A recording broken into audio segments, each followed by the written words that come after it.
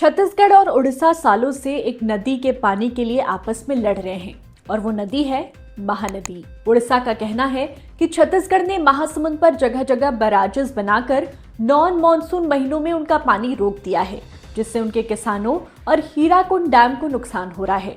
वहीं छत्तीसगढ़ का कहना है कि नदी का बड़ा हिस्सा उनके इलाके में आता है, तो उन्हें पानी यूज करने का पूरा हक है। सालों से ये मामला ट्रिब्यूनल्स और कोर्ट में अटका हुआ है। लेकिन क्या आपको पता है कि एक डिस्प्यूट ऐसा भी है जो दो स्टेट्स ने नहीं बल्कि दो कंट्रीज ने सॉल्व कर लिया। बात है 1950s की।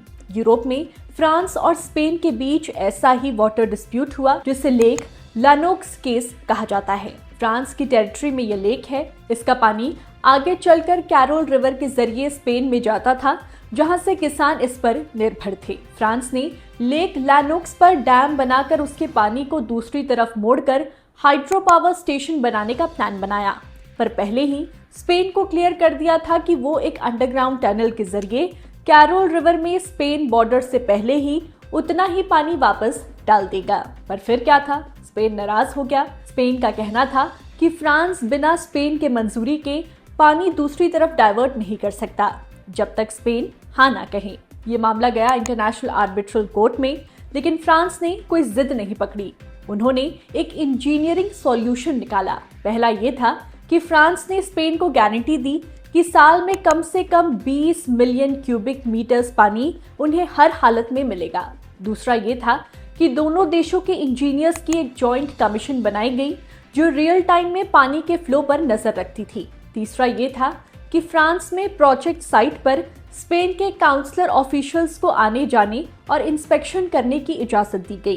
कोर्ट ने फैसला सुनाया कि फ्रांस को बिजली बनाने का हक है और स्पेन को उनका पूरा पानी मिल रहा है, तो विवाद खत्म।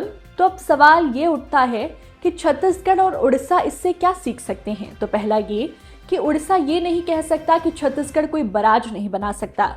हर राज्य को विकास का हक है। दूसरा ये कि छत्तीसगढ़ बराजेस में पानी स्टोर करे, लेकिन नॉन मॉनसूनल सीजन में उड़ीसा के लिए एक गारंटीड मिनिमम फ्लो जरूर छोड़े। तीसरा सॉल्यूशन ये है कि सिर्फ आपस में लड़ने के बजाय इंजीनियरिंग सॉल्यूशंस, चेक डैम्स और स्टोरेज स्वैपिंग का इस्तेमाल हो। चौथा ये कि दोनों राज्यों के इंजीनियर्स मिलकर बॉर्डर पर सेंसर्स लगाए ताकि रियल टाइम डेटा सबके सामने हो और शक की कोई गुंजाइश न रहे।